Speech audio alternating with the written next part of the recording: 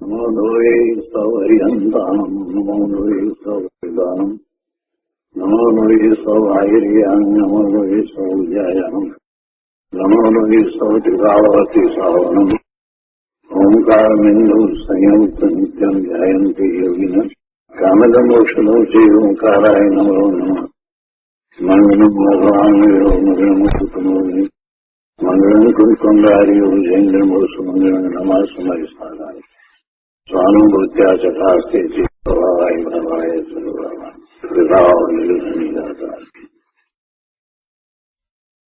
નિયમસાર ભગવાન કુંકુંદાચાર્ય રચિત નિયમસાર તથા મુનિવર પદ્મપ્રભુમલધારી દેવ રચિત તાત્પર્ય વૃત્તિ ટીકા એનો સ્વાધ્યાય ચાલે છે. એમાં 42મી ગાથાનો સ્વાધ્યાય પૂરો કર્યો અને 42મી ગાથાની ટીકાના અનુસંધાનમાં મુનિવર પદ્મપ્રભુમલધારી દેવે સમયસારની ટીકામાં અમૃતચંદ્રાચાર્ય ભગવાને લખેલા 2 કળશ સમર્થનમાં લીધા, કળશ 35 અને કળશ 36. તે પૈકી કળશ 35નો સ્વાધ્યાય આપણે પૂરો કર્યો છે અને આજે કળશ 36 લઈએ છીએ. નિયમસારનો આ શુદ્ધ ભાવ અધિકાર છે અને શુદ્ધ ભાવ અધિકારમાં ગાથા 38થી શરૂ કરી અને ઘણી મહત્વની વાતો આવી. એમાં 39મી ગાથાથી શરૂ કરી અને 45 ગાથા સુધી એ 7 ગાથામાં 49 બોલ એવા આવશે કે એ આત્મામાં નથી. તો અત્યારે આપણે 42મી ગાથા સુધીમાં કેટલાક બોલ આવ્યા છે. 39, 40, 41, 42માં હજી આગળ બીજા બોલ આવશે.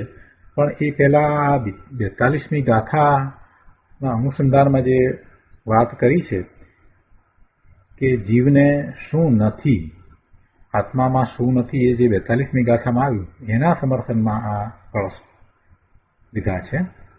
તો કળશ 36 સમયસાર આત્મખ્યાતિ ટીકામાં અમૃતચંદ્રાચાર્ય ભગવાને લખેલો કળશ 36.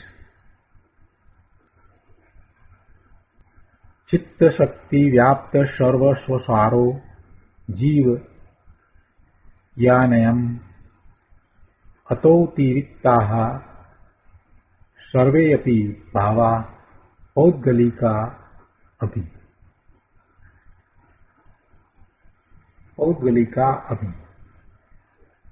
શ્લોકના અર્થમાં કહે છે કે ચિત્ત શક્તિ વ્યાપ્ત સર્વસ્વ સાર, એટલે ચિત્ત શક્તિથી વ્યાપ્ત જેનો સર્વસ્વ સાર છે એવો અયમ જીવ, એટલે એવો આ જીવ યાન એટલો જ માત્ર છે. આત્મા કેટલો? તો કે ચૈતન્ય જેટલો. જે ચૈતન્યપણું છે તે જ આત્મા છે. ચૈતન્ય શક્તિથી વ્યાપ્ત જે છે એટલો આત્મા છે. ચૈતન્ય શક્તિથી વ્યાપ્ત જેનો સર્વ સ્વસાર છે એવો આ જીવ એટલો જ માત્ર છે. એક લીટીની અંદર તો એટલી બધી વાત કહી દીધી, કેટલાય પ્રશ્નોના જવાબ આપી દીધા કે આત્મા કેટલો, કેવડો, કેવો અને કઈ રીતે પ્રાપ્ત થાય એનો જવાબ આમાંથી તો મળી જાય એવી વાત કહી દીધી કે ચૈતન્ય શક્તિથી વ્યાપ્ત જેનો સર્વસ્વ સાર છે એવો આ જીવ એટલો જ માત્ર છે. ચૈતન્ય જેવડો જ છે. એટલે ચેતન ભગવાન આત્મા કહીએ છીએ પણ એને આપણે સમજતા નથી કે ચૈતન્યપણું જેટલું છે એટલો જ આત્મા છે. એ સિવાય બીજા અન્ય ભાવ, અન્ય પર્યાયો એ બધું આત્માની સમીપમાં હોય અથવા તો એ ક્ષણિકપણે આત્મા સાથે દેખાતું હોય પણ એ આત્મા નહીં. આત્મા કેવડો? તો કે ચૈતન્ય જેવડો. ચૈતન્ય જેવડો આત્મા કયો એટલે એમાં એ જવાબ પણ મળી જાય કે એ કઈ રીતે ખ્યાલમાં આવે, કઈ રીતે પ્રાપ્ત થાય, કઈ રીતે અનુભવી શકાય? તો કે ચેતન દ્વારા જ અનુભવી શકાય ને. ચૈતન્ય જેવડો હોય, ચૈતન્ય જેટલું ચૈતન્ય છે એટલો જ આત્મા છે. જે પર્યાયમાં જે બધી વાત કરી, જે ક્ષણિક વાત કરી છે, એનાથી આ ચેતન ભગવાન આત્મા જુદો અહીંયા તો દર્શાવવો છે. અને એમ કરીને દ્રષ્ટિનો વિષય પોતે કેવો છે એ સમજાવવું છે. એટલે ઘણી રીતે આચાર્ય ભગવાને આત્માને દર્શાવ્યો, સમજાવ્યો, એના વર્ણનો કર્યા. પણ બધાની પાછળનો મુખ્ય ઉદ્દેશ તો એ છે કે તમે જેવો છે તેવો આત્મા એક વખત જાણો અને એમ જ એને ગ્રહો, પછી આગળ પુરુષાર્થ થશે. આત્માના સ્વરૂપ વિશે તમે કાંઈ જાણતા નથી, વિધામાં જ રહ્યા છો, તો પછી ક્યાંથી આગળ પુરુષાર્થ થશે? એટલે મુનિવરે પણ આ વાત અહીંયા સમર્થનના શ્લોક તરીકે લીધી છે કે બીજું કાંઈ નથી, આત્મામાં બીજું કાંઈ નથી. નિયમસારની અંદર 42મી ગાથામાં જે બધા બોલ આવ્યા અને જે કંઈ વાત કરી, તો એ બધાના અનુસંધાનમાં આ વાત કરી દીધી કે ગતિ નથી આત્માને, આત્માને કુળ નથી ને આત્માને એવા યોની મુખ નથી, અમારો કાંઈ નથી. તો પછી કાંઈ નથી એ બધું નાસ્તિકથી થયું, તો પછી આત્મા કેવડો છે, કેવો છે એની વાત આ જે અમૃતચંદ્રાચાર્ય ભગવાનનો 36મો કળશ છે એમાં જે વાત આવી એ મુનિવરે અહીંયા મૂકી દીધી છે, એને લીધી છે, સમર્થનમાં લીધી છે. સરસ વાત છે. આગળ લઈએ. શું કહ્યું અહીંયા કે ચૈતન્ય શક્તિથી વ્યાપ્ત જેનો સર્વસ્વ સાર છે એવો આ જીવ એટલો જ માત્ર છે. અને આગળ કહે છે કે અતઃ અતિરિક્તા ચિત્ત શક્તિ શૂન્ય અમી ભાવા. આ ચિત્ત શક્તિથી શૂન્ય જે આ ભાવો છે, ચિત્ત શક્તિથી શૂન્ય ભાવો એટલે કે જે ભાવો ચૈતન્યમાં નથી એ બધા ભાવો, ચિત્ત શક્તિ જેમાં નથી એવા ભાવો એટલે ચિત્ત શક્તિથી શૂન્ય ભાવો, એ બધા જે ભાવો છે તો કહે છે કે તે બધાય પૂતગલજન્ય છે, પૂતગલના જ છે. સર્વે અપી પૌદ્ગલિકા. આનો વિસ્તાર આપણે પૂજ્ય ગુરુદેવ પાસેથી સમજીએ. પ્રવચન રત્ન ચિંતામણી ભાગ બીજો, પાના નંબર 137. અહીંયા કહે છે કે પૂતગલના ભેદો અનુભૂતિથી ભિન્ન છે એમ સમયસારમાં લીધું છે ને. પૂતગલના ભેદો અનુભૂતિથી ભિન્ન છે. અનુભૂતિ એટલે આત્માની અનુભૂતિ, એમ ત્યાં સમયસારમાં લીધું છે ને. અર્થાત આત્માની અનુભૂતિ થઈ તો જ્ઞાની અનુભૂતિથી સહિત છે. જેને અનુભૂતિ થઈ છે એ અનુભૂતિ સહિત છે, અને જેને અનુભૂતિ થઈ છે એને જ આપણે જ્ઞાની કહીએ, એને ધર્મી કહીએ. આત્માની અનુભૂતિ થઈ તે જ્ઞાની છે, તે ધર્મી છે. તો આત્માની અનુભૂતિ થઈ તો જ્ઞાની અનુભૂતિ સહિત છે, અને એ જ્ઞાની એ અનુભૂતિ સહિત છે, અને આ ભેદોથી ભિન્ન છે. એ ભેદો બધાથી જુદા છે. બધા ભેદોથી એ પોતે જુદા છે. અનુભૂતિમાં એમ અનુભવાયું છે કે સર્વ ભેદોથી પોતે જુદો છે. તો કહે છે કે ચૈતન્ય શક્તિથી વ્યાપ્ત જેનો સર્વસ્વ સાર છે એવો આ જીવ એટલો જ માત્ર છે. જીવ એકલો ચૈતન્ય શક્તિ માત્ર છે. જો વસ્તુનું એકપણું કહીને પર્યાય માત્રને એટલે વ્યવહારના જીવને કાઢી નાખ્યો છે. જે એકલા જ્ઞાયક ભાવથી, ચૈતન્ય ભાવથી, ધ્રુવ ભાવથી, શુદ્ધ ભાવથી વ્યાપ્ત છે, એટલે કે તેનાથી પ્રસરેલો અને રહેલો છે, તે પોતાનો સાર છે, પોતાનું સર્વસ્વ છે. શું કહેવું છે ગુરુદેવનું? કે જીવ એકલો ચૈતન્ય શક્તિ માત્ર છે. એકલો ચૈતન્ય શક્તિ માત્ર છે. એ ચૈતન્ય શક્તિ માત્ર કહો કે એ નાયક ભાવથી, ચૈતન્ય ભાવથી, ધ્રુવ ભાવથી, શુદ્ધ ભાવથી વ્યાપ્ત છે, એમ કહો, એક જ વાત છે. એવો આ ભગવાન આત્મા, સૌનો આત્મા, પોતાનો નિજ આત્મા, એ નાયક ભાવથી, ચૈતન્ય ભાવથી, ધ્રુવ ભાવથી, શુદ્ધ ભાવથી વ્યાપ્ત છે. એમાં ચેતનપણું વ્યાપે છે, અને જેટલું ચેતનપણું વ્યાપે છે, જેટલો નાયક ભાવ છે, એ જ ધ્રુવ ભાવ છે, એ શુદ્ધ ભાવ છે, અને એ જ આત્મા છે. એ સિવાય બીજું બધું જે છે એ એનામાં વ્યાપતું નથી અને એ બીજામાં વ્યાપતો નથી. એટલે એટલો જ આત્મા છે. એટલે આ નાયક ભાવથી, ચૈતન્ય ભાવથી વ્યાપ્ત છે, એટલે કે તેનાથી પ્રસરેલો છે, એનાથી રહેલો છે, એ પોતાનો સાર છે, એ પોતાનું સર્વસ્વ છે, અને એ જ ભગવાન આત્મા છે. એ જ આત્મા છે.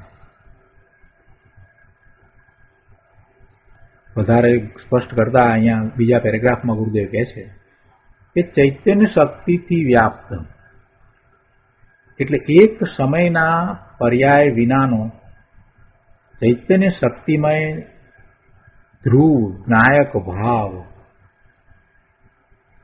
સર્વસ્વસાર, સર્વ વત્તા સ્વ વત્તા સાર, બધો પોતાનો સાર, સર્વ બધો, સ્વ પોતાનો, અને સાર બધો પોતાનો સાર. ગુરુદેવે બહુ સરસ અહીંયા ન્યાય આપ્યો છે કે બધો પોતાનો સાર છે. ક્યાં છે પોતાનો સાર? તો કે આ ચૈતન્ય શક્તિથી જે એટલું વ્યાપ્ત છે ને, એ બધો પોતાનો સાર છે. એ જ પોતે છે, એથી જુદો કાંઈ પોતે નથી. ચેતના ચેતના ચેતના, ચેતનાથી જુદો એ નથી. પોતે ભગવાન આત્મા છે, ચૈતન્ય શક્તિથી વ્યાપ્ત છે. અને એવો ચૈતન્ય શક્તિથી વ્યાપ્ત એટલો જ એ પરમાત્મા, એટલો જ એ આત્મા છે. પોતે પરમાત્મા સ્વરૂપ છે. એટલે આપણે એમ નૈગમ નહીં તો આવી નૈગમ નહીંની અપેક્ષાએ એમ કહીએ કે પોતે જ પરમ તત્વ છે, તો એમ કહેવાય.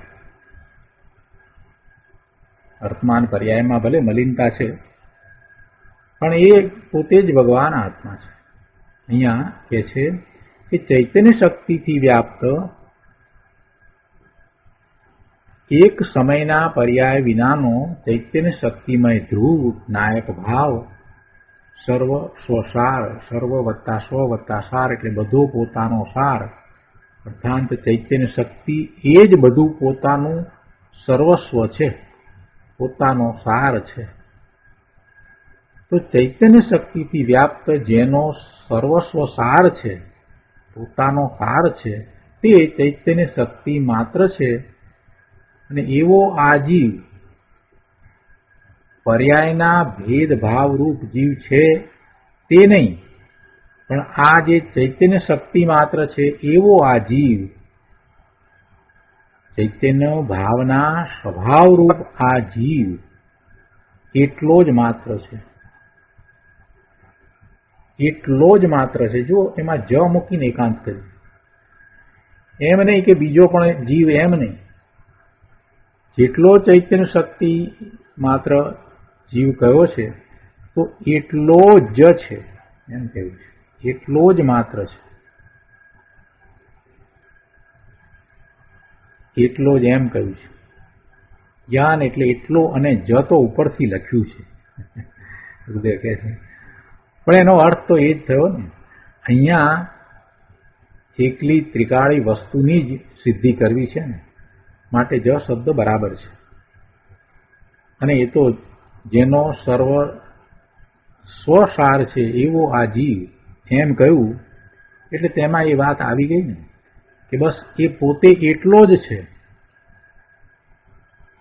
ચૈતન્ય માત્ર સિવાય બીજું જે છે એ પોતે નથી, એ સ્વ નથી, એ સર્વસ્વ સાર જે કહો એ નહીં, એમાં બીજું કઈ આવે નહીં. હું કોણ છું, કેવડો છું એવો પોતાને પ્રશ્ન થાય તો આ જે હું ચેતન છું ને એ જ હું છું. આ ચેતનપણે જે રહ્યો છું બસ એ તો હું છું. આત્મા ક્યાં છે, ક્યાં છે, ક્યાં છે પ્રશ્ન કરનારને કહે કે ભાઈ તું આ પ્રશ્ન કરી રહ્યો છે એ તો તું છો, એ જ તારી ચેતના છે. એ કોઈ આ શરીર કાંઈ પ્રશ્ન નથી કરી રહ્યો, મન પણ પ્રશ્ન નથી કરી રહ્યું, વાણી પણ પ્રશ્ન નથી કરી રહ્યું. અને જ્ઞાન જે કરી રહ્યો છે એ તું જ છો. તો એ ચૈતન્ય શક્તિ માત્ર તું છો. આ ચેતનપણું જે છે એ જ તો હું છું, એ જ મારું સ્વરૂપ છે. તું ક્યાં ફાંફા મારે છે પ્રભુ? દરેક સમયે તું તારી સાથે જ છો, તું તારામાં જ છો, પણ તારું લક્ષ્ય એ તરફ નથી. ચેતના ક્યાંય ચાલી જતી નથી. આત્માની ચેતના ચાલી જાય છે ક્યારેય કોઈ સમય છે કે એનું ચૈતન્યપણું ચાલ્યું ગયું હોય? શરીર સાથે શું સંબંધ છે? શરીર છોડીને એ નીકળે તો હોય એ ભગવાન આત્મા ચેતન જ રહે છે. એવી એની ચેતના ક્યારેય ચાલી ગઈ નથી. અને અત્યારે વર્તમાનમાં તો એ સંઘની પચેન્દ્રિય થયો છે. એને મન, વાણી, કાયા બધી પર્યાપ્તિ બરાબર મળી છે, બધું છે. એવે વખતે એ શાંત ચિત્તથી વિચાર કરે તો એને ખ્યાલ આવે કે આ ચેતનપણું જે છે એ તો હું છું. પણ જેને સમજવું હોય એને ને એટલે કે ચૈતન્ય શક્તિથી પ્રસરેલ જેનું સર્વસ્વ છે એ જ બધું મારું છે. ચૈતન્ય શક્તિ જ્યાં પહોંચે છે ત્યાં સુધી જ હું છું, એની બહાર હું નથી. આ બધા પર્યાયોમાં હું નથી, આ બધા કર્મ વગેરેમાં હું નથી. ચૈતન્ય શક્તિથી પ્રસરે જેનું સર્વસ્વ છે એવો આ જીવ અર્થાત ચૈતન્ય શક્તિ એ જ જીવ છે. પોતાનું સર્વસ્વ તો ચૈતન્ય શક્તિ જ છે. અને એ જેટલો ચૈતન્ય શક્તિનો વ્યાપ છે ત્યાં સુધી જ પોતે વ્યાપ્યો છે, એની બહાર ક્યાંય નથી. ચૈતન્ય શક્તિ માત્ર પોતે છે, એટલો જ માત્ર છે. જીવ એટલો જ છે, તેને જ જીવ કહીએ. 38મી ગાથામાં ખરેખર આત્મા કયો છે ને, ખરેખર આત્મા તો એ જ છે કે જે પારિણામિક ભાવના સ્વભાવ સ્વરૂપ છે, ચિત્ત શક્તિ રૂપ છે, ધ્રુવ સ્વરૂપ છે. તો ધ્રુવ સ્વરૂપ વારે વારે કેમ કહેતા હશે? જરાક વિચાર કર્યો? દરેક વખતે આ વાત યાદ કરાવવાની શું જરૂર પડે? પ્રભુ એટલા માટે એ કહેવું થાય છે કે એમાં કાંઈ વધઘટ થતી નથી, બદલાવ આવતો નથી, ઓછું અધિકું થતું નથી, અને એ ક્ષણિક નથી. ધ્રુવ સ્વરૂપ કહ્યું એટલે પછી જેની વાત જે છે એમાં પછી કાંઈ વધવું ઘટવું છે નહીં, એમાં કાંઈ ફેરફાર નથી. એટલું ને એટલું એમ જ રહે છે. ગમે તે અવસ્થાને વિશે એવો હોય તો પણ એ એવું ને એવું, એટલું ને એટલું જ રહે છે. પોતે ચિત્ત શક્તિરૂપ તો દરેક અવસ્થાને વિશે છે. એટલે કહે છે કે ખરેખર આત્મા તો એ જ છે કે જે પારિણામિક ભાવના સ્વભાવ સ્વરૂપ છે, ચિત્ત શક્તિ રૂપ છે, ધ્રુવ સ્વરૂપ છે અને કારણ પરમાત્મા રૂપ છે.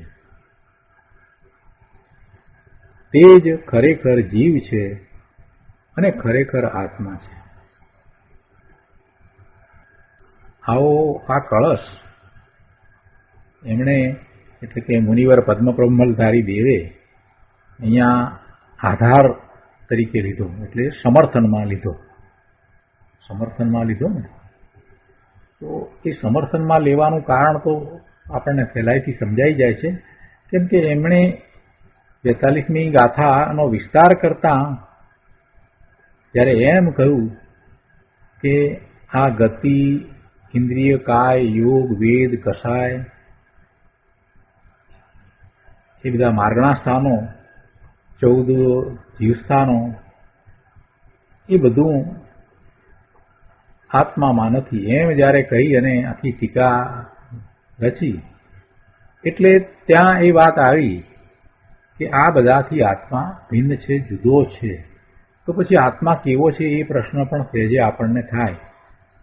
એટલે 35મા કળશની અંદર જે વાત લીધી હતી એ અને 36મા કળશમાં જે અત્યારે વાત આવી એ બંને વાત જરૂરી હતી. 35મા કળશમાં આપણે એ વાત લીધી કે ચિત્ત શક્તિથી આ બીજું બધું છે તે રહિત છે, એમ 35મા કળશમાં લીધું. ચિત્ત શક્તિથી રહિત અન્ય સકળ ભાવોને મૂળથી છોડીને અને ચિત્ત શક્તિ માત્ર એવા નિજ આત્માનું અતિ પ્રત્યક્ષપણે અવગાહન કરીને આત્મામાં સાક્ષાત આત્માને અનુભવો. આત્મા કે જે સમસ્ત વિશ્વના ઉપર સુંદર રીતે પ્રવર્તતા એવા કેવળ એક અવિનાશી રૂપ છે એવા આત્માને આત્મામાં સાક્ષાત અનુભવો. એટલે ત્યાં એ વાત તો સાથે લઈ લીધી કે ચિત્ત શક્તિથી રહિત આ બીજા અન્ય ભાવો છે એ અન્ય ભાવો છે, એટલે ચિત્ત શક્તિથી રહિત જ છે એ આ બધા ભાવોની વાત કરી છે. અને એવા અન્ય ભાવોને છોડીને આત્મામાં જવાની વાત કરી. પણ હવે એ આત્મામાં જવાની વાત કરી એટલે પછી આત્મા કેટલો છે, કેવડો છે એ વાત સાથે એના સાથે હોય તો જ વાત બરાબર બેસે. એટલા માટે આ 36મો કળશ અમૃતચંદ્રાચાર્ય ભગવાને 35માની સાથે લખ્યો. એટલે અહીંયા પણ મુનિવરે પણ એને લીધું કે જે ચિત્ત શક્તિથી વ્યાપ્ત છે એ જ જીવ છે અને એટલો જ છે. અને બાકી બીજું બધું તો કે બાકી બીજું બધું બીજા ભાવો છે તો બધાએ પૌદ્ગલિક છે. પછી તો એ વાત લીધી કે આ ચિત્ત શક્તિથી શૂન્ય જે આ ભાવો છે એ બધાએ પૌદ્ગલિક છે. એક એક વાતને શા માટે લેવામાં આવી છે એનો થોડોક વિચાર કરવાની ટેવ પાડવી જોઈએ. દરેક વસ્તુ સાથે એની પાછળનું કહેવાનું પ્રયોજન છે એને વિચારવું જોઈએ. તો ગુરુદેવે આપણને અહીંયા આ વાત ચિત્ત શક્તિથી પ્રસરેલ જેનું સર્વસ્વ છે એવો આ જીવ અર્થાત ચૈતન્ય શક્તિ એ જ જીવ છે એ બરાબર સ્પષ્ટ સમજાવી દીધું. પોતાનું સર્વસ્વ ચૈતન્ય શક્તિ જ છે. અને જે 38મી ગાથામાં જે ખરેખર જીવ છે એમ કહ્યું, ખરેખર આત્મા છે એમ કહ્યું, તો એમાં એમ વાત લીધી કે જે પારિણામિક ભાવના સ્વભાવ સ્વરૂપ છે, ચિત્ત શક્તિ રૂપ છે, ધ્રુવ સ્વરૂપ છે અને કારણ પરમાત્મા રૂપ છે, તે જ ખરેખર જીવ છે અને ખરેખર આત્મા છે. હવે આ વાત થઈ એટલે કોઈકે પ્રશ્ન કર્યો અહીંયા કે આત્મા વળી પાછા આત્માના પાછા બે ભેદ, એ ખરેખર આત્મા છે એમ કહ્યું એટલે શું બે પ્રકારે છે? ગુરુદેવે કહ્યું હા, એક ખરેખર આત્મા, કેમ કે અહીંયા ખરેખર કહ્યો એટલે બીજો કોઈ આત્મા હોય તો ખરેખર શબ્દ મુકાય ને, એટલે ગુરુદેવ કહે છે કે હા, એક ખરેખર આત્મા અને બીજો વ્યવહાર આત્મા. એક ખરેખર આત્મા અને બીજો વ્યવહાર આત્મા. એટલે વ્યવહારથી તમે જેને આત્મા કહો છો તે ખરેખર તો એ તમે જે માનો છો વ્યવહારથી એ નહીં. ખરેખર તો આત્મા આવો છે, ચિત્ત શક્તિ રૂપ, ધ્રુવ સ્વરૂપ, કારણ પરમાત્મા રૂપ, પરમ પારિણામિક ભાવ સ્વભાવ સ્વરૂપ એવો ભગવાન આત્મા એ જ તારું સ્વરૂપ છે, એ ખરેખર આત્મા છે. તો વ્યવહાર આત્મા એટલે શું? બીજો વ્યવહાર આત્મા કયો? બીજો વ્યવહાર આત્મા કયો એટલે શું? કે છે કે પર્યાય, ત્રિકાળી દ્રવ્યની અપેક્ષાએ એ પર્યાય, પણ ત્રિકાળી દ્રવ્યની અપેક્ષાએ જે પર્યાય છે તે ક્ષણિક છે, એટલે એને ગૌણ કરીને જૂઠ છે એમ કહેવામાં આવે. ગૌણ કરીને જૂઠો છે એમ કહ્યું છે. અને ત્રિકાળી દ્રવ્યની અપેક્ષાએ છતાં તેની અપેક્ષાએ પર્યાય સત છે, એટલે પર્યાય પર્યાયની અપેક્ષાએ તો છે ને. જે પર્યાય રૂપ આત્મા કયો એને વ્યવહાર આત્મા કયો, બરાબર? તો એ પર્યાય રૂપ આત્મા જે વ્યવહાર આત્મા જે કયો છે તો એ ત્રિકાળી દ્રવ્યની અપેક્ષાએ એને અહીંયા જૂઠો કયો. પર્યાય અપેક્ષા ત્રિકાળી દ્રવ્યની અપેક્ષાથી જોઈએ તો એ પર્યાય જૂઠો છે, એટલે ક્ષણિક છે. તો એને ગૌણ કરીને વાત તો હું તો કરી છે, કંઈ એનો અભાવ કરીને વાત નથી કરી. છતાં એ પર્યાયની દ્રષ્ટિથી વિચાર કરીએ, પર્યાયની અપેક્ષાથી વિચાર કરીએ તો એ પણ છે ને. પર્યાય તેની અપેક્ષાએ તો એ પર્યાય પણ એક સમયનું સત છે ને. અને એ વાત અહીંયા ચાલે છે કે આ વ્યવહારની અપેક્ષાએ સત છે. વ્યવહાર છે એ બધો વ્યવહારની અપેક્ષાએ સત છે. વ્યવહારની અપેક્ષાએ કાંઈ વસ્તુ જ નથી એમ નથી. વ્યવહારની અપેક્ષા એ છે, નથી એમ નહીં. પણ દ્રવ્ય અપેક્ષાથી એને અસત કહેવામાં આવે, જૂઠો કહેવામાં આવે, અને એનું એ ગૌણ કરીને કહેવામાં આવે છે. અને એની પાછળનું પ્રયોજન છે કે જે ત્રિકાળી દ્રવ્ય છે એનું લક્ષ કરાવવું છે, એટલા માટે એમ કહેવામાં આવે છે. જૈન દર્શનનો નય જ્ઞાન ઘણું ગંભીર છે. એ જેમ છે તેમ જે નયનું કથન જે રીતે હોય એ રીતે સમજવું જોઈએ. થોડોક એના ઉપર વિચાર કરવો જોઈએ કે આ કયા નયથી વાત કરવામાં આવી છે. જે નયથી જે વાત કરવામાં આવી એ નયથી જે વાતને સમજવી જોઈએ. અન્ય પ્રકારે સમજશે તો ગૂંચવાળો થશે. અહીંયા દ્રવ્યની અપેક્ષાએ વિચાર કરીએ છીએ તો ભગવાન આત્મા કેવો છે એની વાત ચાલે છે. એટલે એમાં શું શું નથી એ નાસ્તિકથી બધી વાત કરવામાં આવી. એમાં શું શું નથી એ બધી નાસ્તિકથી વાત કરવામાં આવી. અને સાથે અહીંયા આ અસ્થિથી પણ વાત કરી કે એ શું છે, તો એને એક શબ્દમાં કહી દીધું કે ચૈતન્ય માત્ર છે. એક ચૈતન્ય માત્ર છે. પછી એનો વિસ્તાર કરવા બેસીએ તો ઘણો થાય. એનામાં અનંત ગુણ છે તો પછી અનંત ગુણની બધી વાત થાય. એના ધ્રુવપણાની વાત થાય કે એ અનંત ગુણ છે છતાંય એ અનંત ગુણો સહિત જ રહે છે. એમાં કંઈ એક પણ ગુણ આગો પાછો ઓછો વધતો થતો નથી. એની શક્તિઓની વાત એ રીતે થાય, એના સામર્થ્યની વાત થાય, બધું થાય. પણ એ બધું કહેતા એક વાત તો નિશ્ચિત છે કે જેટલું ચેતનપણું છે એટલા સુધી જ, એટલે ચેતનપણાનો જ્યાં સુધી વ્યાપ છે ત્યાં સુધી જ આત્મા છે. એટલે ચૈતન્ય શક્તિથી જે શૂન્ય ભાવો, બીજા બધા ભાવો છે એ ત્રિકાળી દ્રવ્ય નથી, એ આત્મા નથી. છતાંય જે પર્યાય છે એને વ્યવહારથી આત્મા કહેવાય ને કાઢી નખાય એમ નથી. કેમ કે એ એની જ પર્યાય છે. ક્ષણિક છે એ બધી વાત બરાબર, પણ એ છે એક સમયનું સત છે. એટલે એને આત્મા કહે છે તો એને વ્યવહારની અપેક્ષાએ કહો. અને એ વ્યવહારની અપેક્ષાએ છે, નથી એમ નહીં. પણ દ્રવ્યની અપેક્ષાથી વિચાર કરતા હોઈએ ત્યારે પછી એને ગૌણ કરીને એ વ્યવહારથી જૂઠો છે એમ કહેવામાં આવ્યું. વ્યવહારથી જે આત્મા કહીએ એ નહીં. એમ કેમ કહીએ છીએ? કેમ કે આપણે દ્રવ્યને મુખ્ય કરીને વાત કરીએ છીએ. અને દ્રવ્યને મુખ્ય કરીને વાત કરવાનું પ્રયોજન શું છે? તો કે આપણે પુરુષાર્થ કરવો છે તો એ પુરુષાર્થમાં દ્રષ્ટિનો વિષય શું છે, ક્યાં એકાગ્રતા કરવી છે એ દર્શાવવા માટે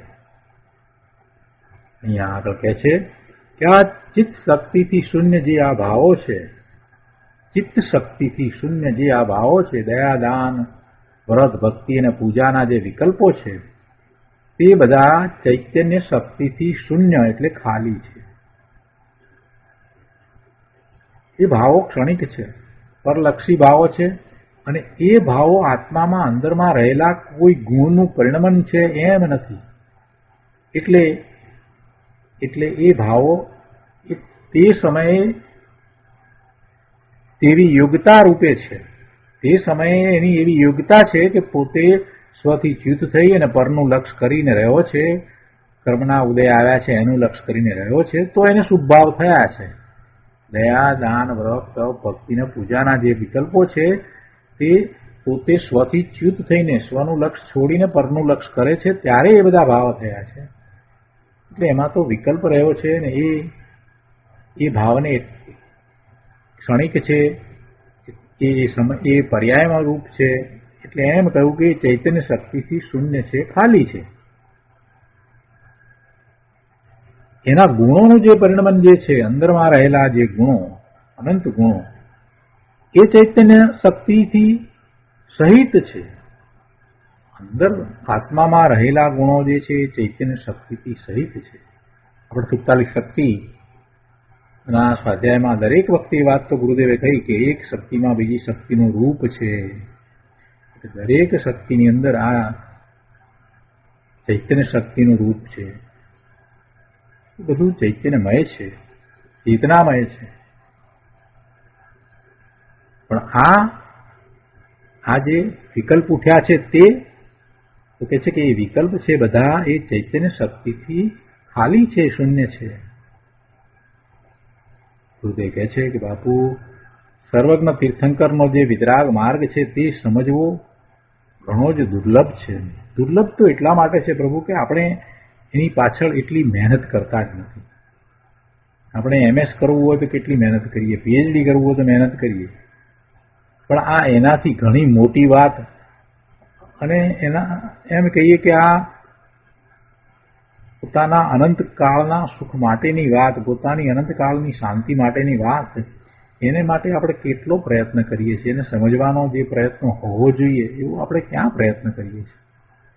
MS કે PhD થવું હોય તો આપણે કેટલા વર્ષો એની પાછળ લાગી જઈએ છીએ, અને આ ધર્મની વાત આવે ત્યારે એવી રીતે આપણે અભ્યાસ કરીએ છીએ, નથી કરતા. પછી ક્યાંથી સમજાય? આવું અમૂલ્ય તત્વ સમજાવનારા આવા મહાપુરુષો હોય અને છતાંય આપણે ન સમજીએ, અને આ સમજણ મળી છે છતાંય જો આપણે ન સમજીએ તો પછી એનાથી બીજી મૂંઢતા કઈ કહેવાય? એ છે કે એ દુર્લભ છે છતાં અલભ્ય નથી. ઘણી જ દુર્લભ છે. તીર્થંકરનો જે વિતરાગ માર્ગ છે તે સમજવો ઘણો દુર્લભ છે, અને તે ઘણી દુર્લભ વસ્તુ છે છતાં અલભ્ય નથી, અશક્ય નથી. અશક્ય નથી એ છે કે એ જે વ્રતનો અને ઉપવાસ આદિનો વિકલ્પ છે તે ચૈતન્ય શક્તિથી ખાલી છે. અને એવા જે આ ભાવો છે તે બધાએ પૌદ્ગલિક છે. એ બધા ભાવો પૌદ્ગલિક છે. જેમાં ચૈતન્યની જ્ઞાન શક્તિનું સત્વ નથી, એવા બધા રાગ આદિ, દયાદાન, વ્રત આદિના બધા પરિણામ પૌદ્ગલિક છે. આ વાત થઈ એટલે કોઈએ પ્રશ્ન કર્યો છે અહીંયા. હવે પ્રશ્ન અને એના સમાધાનો દ્વારા ગુરુદેવે જે વાત સમજાવી છે એને ખૂબ શાંતિથી વિચારીને સમજવાની જરૂર છે. એમ ન લઈ લેવું કંઈ પણ કે ઠીક છે આ તો બધું આમ ગુરુદેવે કહ્યું, હા એવું લઈ લેતા હતા કે ગુરુદેવને ક્યાં એમ કે કાંઈ બીજો પાછળ ભાર છે કે એમને કાંઈ કુટુંબ છે કે કાંઈ છે એટલે ગુરુદેવ તો બોલે એવું બોલવાવાળા હતા. અમારે તો બધું ઘર બહાર લઈને બેઠા છીએ ને એટલે હવે ઠીક છે, આ બધું આવ્યા છીએ તો સાંભળ્યું, બાકી તો આપણે જેમ હોય એમ કરવાનું, આવું કહેવાવાળા લોકો હતા. અને એવા જે લોકો હતા એ કાંઈ પામ્યા નહીં. એટલે આ જે આખો જે ડાયલોગ છે, આખો પ્રશ્ન અને એના સમાધાનનો, એને શાંતિથી સમજવાનો, એટલે પોતે જાતે એના ઉપરથી નિર્ણયો લેવાના છે. ગુરુદેવે તો આપણને વાત કરી છે, આપણે સમજીએ તો એ ઠીક ને ન સમજીએ તો એ ઠીક, એમાં ગુરુદેવને કાંઈ ફેર પડવાનો નથી. આપણે માટે છે. આપણે આપણી બુદ્ધિથી જે રીતે વિચાર કરીએ છીએ ને, આપણે આપણી જાતને બુદ્ધિશાળી માની અને વિચાર કરીએ છીએ ને, એટલે એ વાત નથી પકડાતી. પણ ખરેખર જરાક બીજી રીતે જરા વિચાર કરીએ, લૌકિક દ્રષ્ટિ સિવાય બીજી રીતે પણ વિચાર કરીએ, તર્ક દ્વારા પણ એને વિચારીએ તો ગુરુદેવે જે કહ્યું છે એ વાત પછી સમજાઈ જશે કે ના વાત તો એમ જ છે. તો એ બધા પ્રશ્નોના જવાબો જે છે હવે શરૂ થાય છે. શાંતિથી બંને પક્ષને સમજી અને ન્યાયથી સમજવાની જરૂર છે. કોઈએ એમ પ્રશ્ન કર્યો કે 10 લાખ રૂપિયાનું મંદિર કરાવ્યું હોય અને હવે તેને એમ કહીએ કે તે આ કર્યું નથી, તેમજ તારો જે ભાવ હતો તે પણ પૂતગલનો છે, તો જેણે બિચારાએ પૈસા આપ્યા હોય તેનું પાણી ઉતરી જાય ને. એનો જે ભાવ હતો એ શુભ ભાવ હતો, તો શુભ ભાવ હતો તો એ પણ પૂતગલનો છે. જો એમ એને બિચારાને કહીએ તો બિચારાએ પૈસા આપ્યા હોય એનું તો પાણી ઉતરી જાય. એવું થોડું કહેવાય એમ કે કંઈ પૂતગલનો છે. એને કેટલા ભાવથી આપ્યા હશે. શુભ ભાવ, ભલે શુભ ભાવ રહ્યો પણ એ કંઈ પૂતગલનો છે એમ કહી દેવાય. ગુરુદેવ કહે છે કે શું કહે છે ગુરુદેવ કે બાપા માર્ગ તો આવો છે હો. એટલે કે એ ભાવ એ શુભ ભાવ જ છે. જેને મંદિર માટે પૈસા આપ્યા છે એનો ભાવ એ શુભ ભાવ જ છે, ધર્મ નથી. સમજાવ્યું છે ગુરુદેવ કહે છે કે માર્ગ તો આવો છે. કયો માર્ગ? મોક્ષનો માર્ગ. તેના સ્થાને એ મંદિર વગેરે હો તથા ભક્તિ આદિના વિકલ્પનો કાળ હો તો તે પણ તેના સ્થાને. એટલે કે જે મંદિર બન્યું એ મંદિરના સ્થાને, એટલે એ મંદિર મંદિરના કારણે છે. મંદિર થવાનું હતું તો થાય, એ પૂતગલની રચના છે.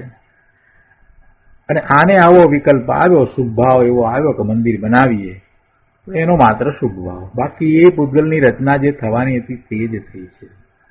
એમાં નિમિત્ત ગમે તે હોય. અને આપણે જાણીએ છીએ કે કોઈ પણ કાર્ય થાય એમાં કાંઈ એક નિમિત્ત હોય એવું જરૂરી નથી.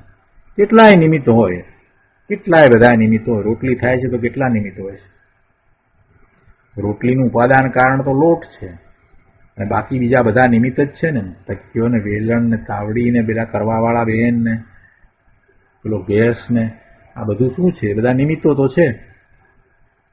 અરે કોઈને ખાવું છે, ખાવાનો ભાવ થયો છે ને એને માટે આ જમાડનારને જમાડવાનો ભાવ આવ્યો છે, એ બધું પણ નિમિત્ત જ છે. રોટલી બનાવવા માટેનું કેટલા નિમિત્તો, અનેક નિમિત્તો છે. એક કરતા ઘણા નિમિત્તો. તો આવું મંદિર જ્યારે થાય તો એ રચના તો પૂતગલની થઈ ને. અને પૂતગલની જે રચના થઈ એ વખતે કેટલાય બધા નિમિત્તો હોય તો હોય, ઘણા નિમિત્તો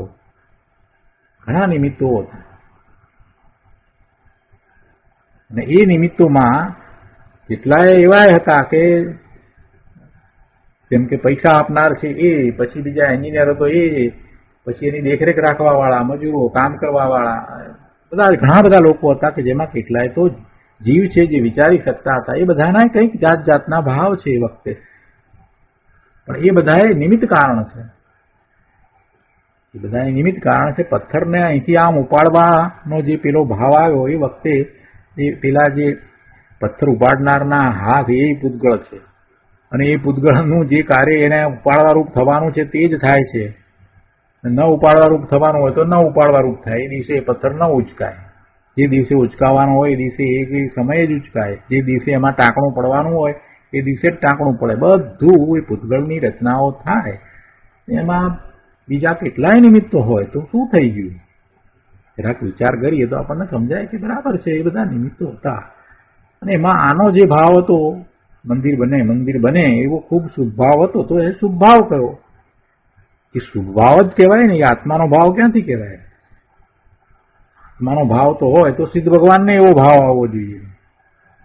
એમ તો છે નહીં, આત્મામાં એવો ગુણ નથી. એટલે એ ભાવ જે શુભ ભાવ છે એ શુભ ભાવનું લક્ષ છોડાવવા માટે એને પૂતગલના ભાવ કહી દીધા છે. એમાં કંઈ ખોટું કહ્યું છે એમ થોડું છે. કઈ અપેક્ષાથી કયા છે એ સમજવાની વાત છે. ગુરુદેવ કહે છે કે માર્ગ તો આવો છે હો.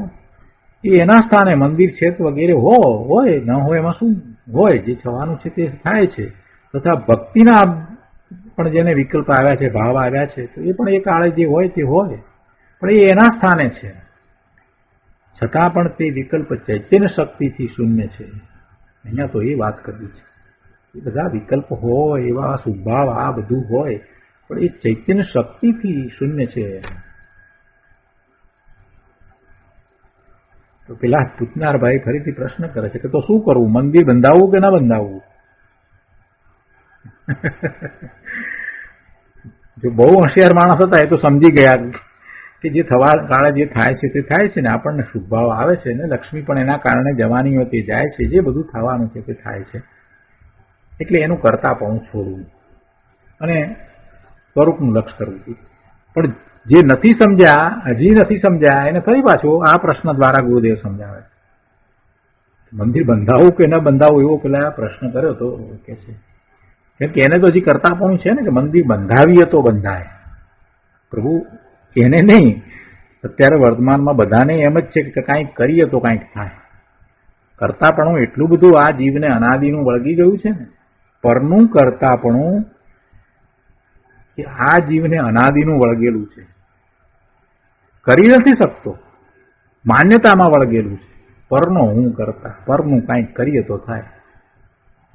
પરનું કરતાપણું માન્યતામાં બધા જીવોને અનાદિનું વળગેલું છે.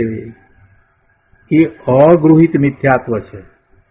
આ ભાવમાં ગ્રહણ કર્યું નથી, એ અનાદિનું એ અગૃહિત મિથ્યાત્વ ચાલુ આવે છે. પરનો કરતા, પરના કાર્યો હું કરું. મંદિર બંધાવીએ તો બંધાય ને. પેલા ભાઈની વાત એ છે તો મંદિર બંધાવવું કે ના બંધાવવું, એમ હજી એને એમ છે કે હું મંદિર બંધાવી શકું છું. ગુરુદેવ કહે છે કે કોણ કરે મંદિર, કોણ કરે ભાઈ મંદિર કરે કોણ? એ તો એવો વિકલ્પ આવે. છતાં એ વ્યવહાર ભાવને તો એટલે એ વિકલ્પ આવ્યો ને એની સાથે રહેલો શુભભાવ, એને વ્યવહાર ભાવ કહ્યો. તો એને તો અહીંયા તો અચેતન કહી દીધું. એને તો અચેતન કહી દીધું, કેમ કે એ ચૈતન્ય શક્તિથી શૂન્ય છે. તો હવે એ અચેતનથી શું ચેતનને લાભ થાય? જો ગુરુદેવ ફરી પાછા એ વાત ઉપર લઈ જાય છે, સમજાવે છે કે તો શું એ અચેતનથી ચેતનને લાભ થાય? કેમ કે પેલાની માન્યતા એમ છે કે શુભભાવ જે છે એ ધર્મનું કારણ છે, એટલે એ દલીલ કર્યા કરે છે. અને બીજી વાત એ છે કે પરના કાર્યો કરી શકે છે એવી કરતા બુદ્ધિ અનાદિની જે પડી છે એ હજી ખસી નથી, એટલે એ વાત ચાલે છે. આપણે સ્વાધ્યાય કરીએ છીએ પણ ખરેખર સાચા અર્થમાં જ્યાં સુધી આપણને પરનું કર્તૃત્વ છે ને ત્યાં સુધી સમ્યક દર્શન થાય નહીં. એ વાતને તો આપણે સમજીને નીકાળવાની જ છે. અને એને માટે તો આ બધો વિસ્તાર કરીને આપણે સમજીએ છીએ. અકર્તા ભાવ માટે થઈને કેટલી બધી વાત લીધી આપણે. સર્વજ્ઞતાનો વિચાર કર્યો, સર્વજ્ઞ પરમેશ્વરનો વિચાર કર્યો, ક્રમબદ્ધ પર્યાયનો વિચાર કર્યો, અને આપણે એ આખો વિચાર કરી અને એ વાત સુધી પહોંચ્યા કે ખરેખર જીવ પરના કાર્યો કરી શકતો નથી. એ બધું આપણે તર્ક દ્વારા સમજ્યા. એ તર્ક દ્વારા આપણે સમજ્યા, બરાબર પાક્કું થયું કે ના વાત તો બરાબર છે કે જીવ ન કરી શકે. પણ ફરી પાછા આપણે એ વાતને તો ભૂલી જઈએ છીએ. પછી પાછા હતા ત્યાંના ત્યાં અનાદિનું જે કર્તૃત્વ પડ્યું છે ને જીવને, એ એને સહજ થઈ ગયું છે. એટલે એ પેલું આટલો બધો વિસ્તાર કર્યો, 2 કલાક સમજાવ્યું, ત્યારે તો બધી હા પાડી. પાછો આપણે સમય આપ્યો બધાને કે ભાઈ તમને કાંઈ પણ હજી પૂછવું હોય તો પૂછો, દલીલ કરવી તો કરો. બધાએ કબૂલ કરી દીધું હા બરાબર છે, જીવ કરતા છે. જયારે સમજાવ્યું ત્યારે બરાબર લાગ્યું, પણ પછી પાછા ભૂલી ગયા. કેમ ભૂલી ગયા? કરતાપણું કેમ પાછું આવી ગયું? પરનું કરતાપણું સમજવાની જરૂર છે પ્રભુ. આપણા પુરુષાર્થમાં આટલી મોટી ખામી. આપણે તર્ક દ્વારા જાતે જ નિર્ણય કર્યો અને છતાંય પાછા આપણે ફેરવાઈ જઈએ છીએ. એ મોટી ખામી છે આપણા પુરુષાર્થની, બહુ મોટી ખામી છે. અત્યારે જેટલા લોકો સ્વાધ્યાયમાં બેઠા છે એમણે આ ક્રમબદ્ધ પર્યાય, સર્વજ્ઞતા, અકર્તા ભાવ, એનો આખો મોટો જે સ્વાધ્યાય થયો છે એ બધાએ કર્યો જ છે. મને ખ્યાલ છે કે કોઈ બાકી નહીં હોય એમાંથી. છતાંય કોઈ બાકી હોય તો એમણે કરી લેવો. 3 કલાકનો આખો સ્વાધ્યાય ત્યારે પણ છે જ, અવેલેબલ છે વેબસાઇટ ઉપરથી જોઈને. ક્રમબદ્ધ પર્યાય એવા નામથી એની સ્લાઇડ્સ વગેરે બધું જ છે. અને એનું રિપીટેશન આપણે ગયા વર્ષે પણ કર્યું હતું. તો અહીંયા એ વાત ચાલે છે કે આ મંદિર કોણ કરે? અરે ભાઈ, કોણ કરે? એ તો એવો વિકલ્પ આવે. મંદિરની રચના, મંદિર જે પૂતગળ છે એની રચના પૂતગળની જે થવાની છે તે થાય છે. અને એ વખતે એવો શુદ્ધભાવ આવ્યો છે તો એ ભાવ એ વ્યવહાર ભાવ છે. અને એને અહીંયા અચેતન કહી દીધો. તો હવે એ અચેતનથી શું ચેતનને લાભ થાય? એટલે કે ન થાય. તો પછી ભગવાનની મૂર્તિથી લાભ ક્યાંથી થાય? કેમ કે જ્યાં રાગને પણ અચેતન કહ્યો તો પછી મૂર્તિ તો બાહ્ય સ્થૂળ અચેતન છે જ. મૂર્તિથી લાભ થાય છે? ના ભાઈ, મૂર્તિથી લાભ નથી થતો. પણ પ્રતિમાને દેખીને તમને જે ભાવ આવે છે તે શુભ ભાવ છે, અને શુભ ભાવમાં તમે પ્રભુ તરફનો જે ભાવ વ્યક્ત કર્યો છે તે સારો રાગ છે. એ શુભ ભાવ પણ સારો છે એમ કહેવાય, કેમ કે એને કરતા એવા રાગ દ્વારા તમે જીનેશ્વર ભગવાનના સ્વરૂપનો વિચાર કરો છો, અને પછી આગળ વધો છો તો જીનેશ્વર ભગવાનની વાણીનો વિચાર કરો છો, અને પછી એમાંથી આવેલા તત્વોનો વિચાર કરી અને પછી પ્રભુની વાણી તો મારે આત્મસાત કરવી જ જોઈએ, પ્રભુની આજ્ઞા તો મારે માનવી જ જોઈએ, એમ કરીને તમે તમારા સ્વરૂપ તરફ વળશો. જોકે આટલો બધો વિચાર લોકો કરતા નથી, મંદિરમાં જાય છે ત્યારે, પણ કરવો જોઈએ. સામે પ્રતિમા જોઈને પ્રભુ આપ જેવા છો, આપ પરમ વિતરાગી છો, અને આપના જ્ઞાનમાં હું વિતરાગ સ્વરૂપ ભવ્ય દેખાયો છું, તો હું એવા મારા સ્વરૂપને પ્રગટ કરીશ. આપની આજ્ઞા મુજબ જ આપે જે રીતે પુરુષાર્થ કર્યો છે એ રીતે હું પુરુષાર્થ કરીશ. આ બધો ભાવ ભલે શુભ ભાવ થાય અને એમ કરીને અહોભાવ આવે, પ્રભુ પ્રત્યે બધું થાય, પણ છેવટે ત્યાંથી પોતે પોતાના સ્વરૂપ તરફ વળે. એટલે મંદિરમાં જઈએ તો આ કરવાનું છે. પૂજા કરીએ ને એમાં આવું કાંઈ પણ ન થાય, પોતા સુધી પહોંચીએ નહીં, તો પછી એ શુભ ભાવ એ બહુ સામાન્ય થશે, એથી લાભ નહીં થાય. પણ એ બધો ભાવ જે છે તે એ શુભ ભાવ છે, અને એને કારણે પુણ્યનો બંધ પડે છે. અહીંયા તો સ્થૂળ મૂર્તિની વાત કરીને કહ્યું છે ગુરુદેવે કે મૂર્તિ તો બાહ્ય સ્થૂળ અચેતન છે જ. મૂર્તિથી લાભ ન થાય તો આ બધી પ્રતિમાઓ શું કરવા સ્થાપી, પ્રશ્ન કરવાવાળાએ પાછું પૂછ્યું. કેમ કે સોનગઢમાં પણ મંદિર તો છે ને. ગુરુદેવ કહે છે કે ભાઈ કોઈ પણ જીવ પ્રતિમાને સ્થાપી શકે નહીં. ગુરુદેવ તો સિદ્ધાંતની જ વાત અહીંયા સમજાવી રહ્યા છે. શું કહે છે કે કોઈ પણ જીવ પ્રતિમાને સ્થાપી શકે નહીં. એ તો પરમાણુનો એવો થવાનો કાળ હોય ત્યારે તે રૂપે પરમાણુ થાય છે, અને ત્યારે જીવનો ભાવ શું હોય છે, બસ એટલી વાત છે. એવા જ નિમિત્ત નૈમિત્તિક સંબંધ હોય છે. જે કાર્ય થવાનું છે તે જ થાય છે, અને એ વખતે એવો નિમિત્ત નૈમિત્તિક સંબંધ હોય છે. આને એવો શુભ ભાવ હોય છે, અને પેલી તરફે કાર્ય થવાનું છે તે થાય છે. અને એ કાંઈ ધર્મનું રૂપ નથી, એ તો શુભ ભાવ છે કે છતાં તે કાંઈ ધર્મનું રૂપ નથી. ધર્મનું સાધન તો છે ને. પેલા ફરીથી પ્રશ્ન કર્યો, પણ ધર્મનું સાધન તો ખરું ને. ગુરુદેવ કહે છે કે ધર્મનું સાધન પણ નથી, તેનાથી ધર્મની પ્રભાવના તો થાય છે ને. ગુરુદેવ કહે છે કે ધર્મની પ્રભાવના આત્મામાં થાય કે બહાર થાય? ધર્મની પ્રભાવના, ધર્મ કોને કહો, ધર્મ કોને કહીએ આપણે, તો આપણને ખ્યાલ આવે કે ધર્મની પ્રભાવના ક્યાં ને કેવી રીતે હોઈ શકે. પોતાના ત્રિકાળી શુદ્ધ સ્વરૂપની પ્રાપ્તિ થાય એ ધર્મ છે. એ સિવાય બીજો કાંઈ ધર્મ નથી. એ જ મોક્ષનો માર્ગ છે. તો પછી એવા ધર્મની પ્રભાવના ક્યાં થાય? સ્વરૂપને વિશે થાય કે બહારમાં થાય? કહે છે કે તેનાથી ધર્મની પ્રભાવના થાય. તમે એમ કહો છો, પણ ધર્મની પ્રભાવના આત્મામાં થાય કે બહાર થાય? બહારમાં શું થાય? બહારનું બધું બહારમાં રહ્યું, એમાં તને અંદરમાં શું ફાયદો? ઉલટો ઘણી વાર તો એવા ભાવમાં માન કસાય પોષે, અમે કર્યું એવું થઈ જાય, અને બારમાં ઉલટો રહી જાય.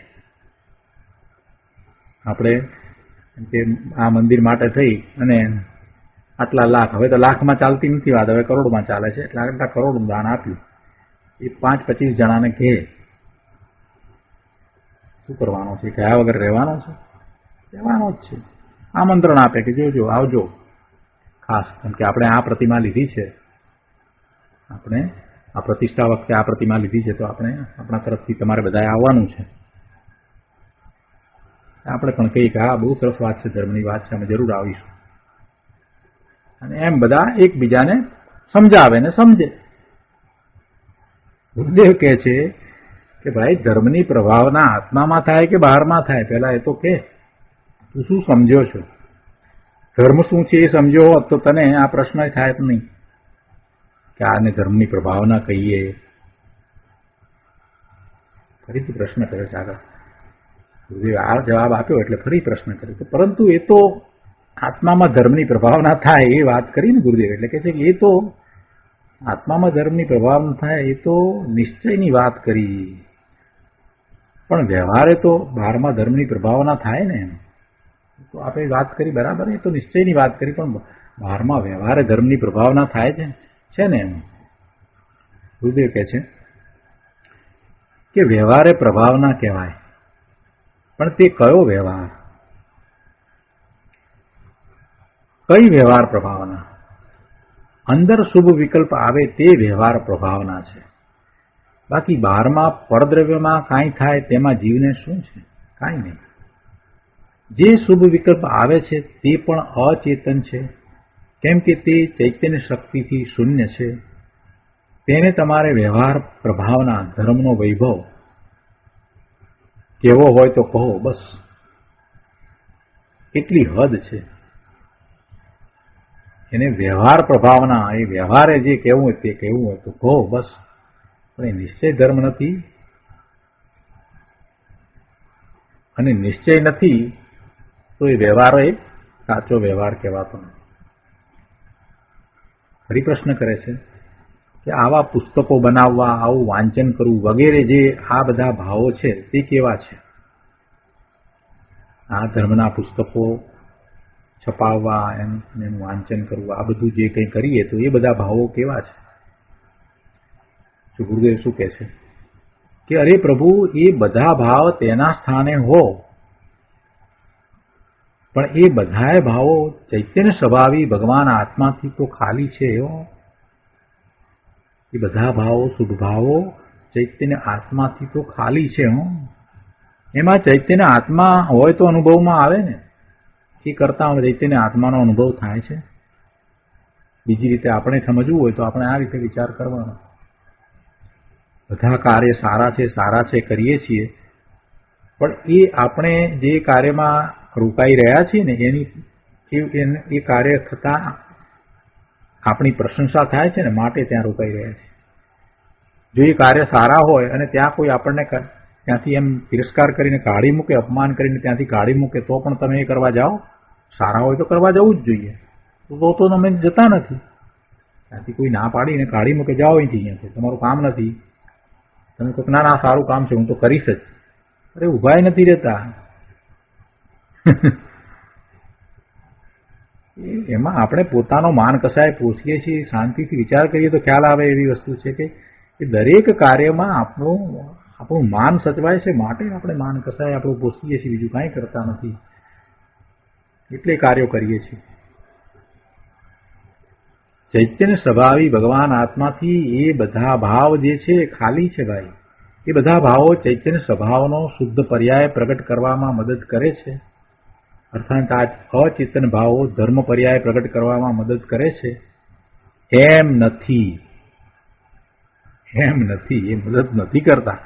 ધર્મ પર્યાય પ્રગટ કરવામાં એ શુભ ભાવ જે છે એ મદદ કરતા નથી. એ બધા ભાવો ચૈતન્ય સ્વભાવનો શુદ્ધ પર્યાય પ્રગટ કરવામાં મદદ કરે છે એમ નથી. ફરીથી પ્રશ્ન કર્યો, પરંતુ ઘણા ઠેકાણે કહ્યું છે ને કે શુભ ભાવ વ્યવહાર છે, નિમિત્ત છે, હેતુ છે અને કારણ છે. આમ નથી કહ્યું? આમ કહ્યું છે ને. પંચાસ્તિકાયમાં ગાથા 172માં પણ શનૈહ એટલે હળવે હળવે લાભ થાય છે એમ નથી લખ્યું? વ્યવહારથી એમ કે હળવે લાભ થાય છે એમ નથી લખ્યું? કઈ અપેક્ષાએ કઈ વાત કરવામાં આવી હોય એને તમે બદલી અને બીજી અપેક્ષાએ લાગુ પાડી દો તો આવા પ્રશ્ન થાય. ગુરુદેવે એનું સમાધાન આપ્યું છે કે તમે એ વાતને ત્યાં પંચાસ્તિકાયમાં કઈ અપેક્ષાએ ક્યાં કરવામાં આવી છે એના વિના તમે એને એકાંતે લઈ લો છો, એટલે આવો પ્રશ્ન થાય. ગુરુદેવ કહે છે સમાધાન આપતા, ભાઈ એ તો ઉપચારના કથનો છે, વ્યવહાર નયના કથનો છે. અને કોણ લખે? લખવાની વાત કરીને આ ધર્મના પુસ્તકો બનાવવા તે બધા, તો કહે છે કે કોણ લખે, કોણ એની રચના કરે? એ તો એ વખતે એવો વિકલ્પ હોય અને એ જાતનું લખાણ થઈ જાય. મુકુંદાચાર્ય ભગવાન જેવા પણ પોતે આ રચના કરી છે એ પોતે કરી છે એમ કહેતા નથી. અમૃતચંદ્રાચાર્ય ભગવાન પણ એ આ ટીકા લખી છે તે પોતે લખી છે એમ કહેતા નથી. એ કઈ પોતાની એમ કે નિર્માણતા દેખાડવા માટે થઈને એ નહીં, એ અંદરમાંથી એમને એમ જ હતું કે ના ના આપણે ક્યાં આ રચના કરવા વાળા હોઈએ, પરની રચના કાર્યો કરનાર હું નથી, એવો અંદરમાં સતત ભાવ ચાલતો હતો. માટે એમણે ટીકાના અંતે એમ કહ્યું કે આ ટીકા અમે કરી નથી. ખાલી કહેવા ખાતર એમ કે આપણે તો ઘણી વાર એવું કહેવા ખાતર કરી કે ના ના એ તો અમે તો ક્યાં કંઈ કર્યું છે, બધું તો એમ કરીએ છીએ આપણે વિવેક. એવો વિવેક નથી ત્યાં. એવો અમૃતચંદ્રાચાર્ય ભગવાને આત્મખ્યાતિ ટીકાના અંતે જે કહ્યું છે કે આ ટીકા અમે કરી નથી, તો એમાં કઈ વિવેક નથી કર્યો, પણ પોતે એવા શુદ્ધ ભાવમાં લીન મહામુનિવર છે, પ્રત્યુષ્વ સંવેદન સહિત એમને વાસ્તવમાં એવો જે ભાવ છે અંદરમાંથી, એ ભાવ જ એમણે પ્રગટ કર્યો છે કે ટીકાના શબ્દો અમારા નથી ને ટીકા અમે કરી નથી, અમે ભગવાન આત્મા છીએ. એટલે એ વાત એવી રીતે લખાઈ ગઈ છે. તો અહીંયા પણ એ વાત લીધી ગુરુદેવે. એ વખતે એવો વિકલ્પ હોય ને એ જાતનું લખાણ થઈ જાય. જૈન દર્શન એટલે મહા પરમાત્મા સ્વરૂપ, વસ્તુ સ્વરૂપ. તેથી તેને ઓળખવું એટલે કે જૈન દર્શનને ઓળખવું મુશ્કેલ છે. અહીંયા તો એ વાત ચાલી રહી છે કે ચિત્ત શક્તિથી શૂન્ય જે આ ભાવો છે, એ બધા ભાવો ચિત્ત શક્તિથી આ શૂન્ય જે ભાવો છે એ બધા ભાવોથી ભગવાન આત્મા જુદો છે. અને આ જે ભાવો ચિત્ત શક્તિથી જે જુદા છે એ પૌદ્ગલિક છે. એમ અહીંયા તો કળશમાં વાત આવી. અને ત્યાં સમયસારની 50 થી 55 ગાથામાં 29 બોલ કયા છે તે, અને તેના પેટા ભેદ તો ઘણા છે. તેવી રીતે અહીં નિયમસારમાં પણ 49 બોલ કયા છે, ભેદ કયા છે. અહીંયા ગાથા 39 થી 45 સુધીમાં જે બધા ભેદો કયા છે તે 49 છે. તથા પછી 46ના અરસ, અરૂપ, અગંધ વગેરે ભેદો અહીંયા નથી ગણ્યા, કેમ કે વર્ણ, રસ, ગંધ વગેરે ભેદો 45મી ગાથામાં જે આવશે એમાં એ આવી જાય છે. અને જે આપણે કરી ગયા છીએ અહીંયા બોલ બધા લીધા છે. જેમ કે 39ની ગાથામાં 4 ભેદ લીધા: સ્વભાવ સ્થાન, માન અપમાન ભાવના સ્થાન, હર્ષ ભાવના સ્થાન અને અહર્ષના સ્થાન. 40મી ગાથામાં 5 ભેદ આવ્યા: સ્થિતિબંધ, પ્રકૃતિબંધ, પ્રદેશબંધ, અનુભાગબંધ એના સ્થાન અને ઉદય સ્થાન. 41મી ગાથામાં 4 ભેદ આવ્યા, 4 જે ભાવ હતા એના ભેદ આવ્યા: ક્ષાયિક ભાવ, ક્ષયોક્ષમિક ભાવ, ઔદયિક ભાવ અને ઉપશમ ભાવના સ્થાન. અને પછી 42મી ગાથાની અંદર 10 ભેદ આવ્યા: 4 ગતિના ભાવમાં ભ્રમણ, જાતિ, જરા, મરણ, રોગ, શોક, કુળ, યોનિ, જીવસ્થાન અને મારણા સ્થાન. અને હવે 43મી ગાથામાં આગળ 9 ભેદ આવશે. 44મી ગાથાની અંદર 8 ભેદ આવશે. 45મી ગાથામાં 9 ભેદ આવશે. આમ કુલ 49 ભેદ આવશે. અને એ બધા આપણે હવે પછીના સ્વાધ્યાયમાં એક પછી એક આગળ કરીશું. તો અહીંયા વાત એ આવી કે છે કે જે ચિત્ત શક્તિથી ભરેલો પ્રભુ ભગવાન આત્મા છે, જે ચૈતન્યના સ્વભાવથી છલોછલ ભરેલ પૂર્ણ તત્વ છે, તે ખરેખર આત્મા છે અને તેનો આશ્રય કરતા ધર્મ થાય છે. રાગરૂપ, ભેદરૂપ જે આવા બધા ભેદો છે તે પૌદ્ગલિક છે અને તેનો આશ્રય કરતા તો રાગ અને વિકલ્પ ઉઠે છે. એટલે કે એ રાગાદી ભેદો પોતે પણ પૂતગળ છે અને તેના આશ્રય પણ પૂતગળ જ ઉત્પન્ન થાય છે એમ કહે છે. શુભાદિ ભાવથી તો તેના ફળ તરીકે તો પરમાણુ જ બંધાય છે, અને પરમાણુ બંધાય તે પૂતગળ જ બંધાય છે. જો કે એ પોતે પૂતગળ પોતાના કારણે જ બંધાય છે, છતાં તેમાં રાગ નિમિત્ત છે. હવે પૂતગલ કર્મના બંધના કારણે જે પૂતગલ રૂપ ધૂળ આદિનો સંયોગ મળે તે બધું પણ પૂતગળ છે. આમ એ બધો એ પૂતગળનો હારડો છે. રાગ, કર્મબંધ અને સંયોગ બધું પૂતગળ છે. આ રીતે આ અહીંયા કળશ પૂરો થાય છે. એ પછી પણ એક પ્રશ્ન લીધો છે, દાન કરીએ તોય ઠપકો, દાન ન કરીએ તોય ઠપકો કરીએ ને કે શું કરવું? અમે દાન કરીએ તોય આપ એને ગણતા નથી, ન કરીએ તો પાછું એમ કે ઠપકો. એટલે કે મહાપુરુષોએ બધાએ કહ્યું છે કે દાન કરવું. પ્રભુ જે અપેક્ષા હોય એ અપેક્ષા સમજવી જોઈએ ને. બુદ્ધે અહીંયા એનું સમાધાન આપી દીધું છે કે દાન કોણ કરે છે, કરી શકે છે? એને ગ્રહ્યું નથી તો પછી એ દાન ક્યાંથી કરે? આત્મામાં તો ત્યાગ, ઉપાદાન, શૂન્યત્વ શક્તિ નામનો એક ગુણ છે. એ કાંઈ પરને ગ્રહતો નથી તો પછી પરના દાન કરે ક્યાંથી? આ તો તેને જે ભાવ હોય તેનું શું સ્વરૂપ છે તેની વાત ચાલે છે. તો કહે છે કે પૈસા આદિ રાખવાનો ભાવ એ પાપ ભાવ છે, જડ છે, અચેતન ભાવ છે. અને ધર્મમાં પૈસા વાપરવાના ભાવ એ રાગની મંદતા છે અને એ પુણ્યરૂપ ભાવ છે, પણ એ જડ છે કેમ કે એને કારણે બંધ જ પડે છે, એટલે એને પૌદ્ગલિક કહ્યા છે. તો આ રીતે આ આધારના 2 શ્લોક પૂરા થયા. આજનો સ્વાધ્યાય અહીંયા સુધી રાખીએ છીએ.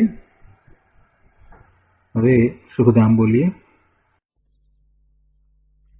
સુખધામ અનંત સુસંત ચરી દિન રાત રહે તદ ધ્યાન મહી પ્રકાંતિ અનંત સુધામય છે પ્રણમુ પદ તે વરતે જયતે પ્રણમુ પદ તે વરતે જયતે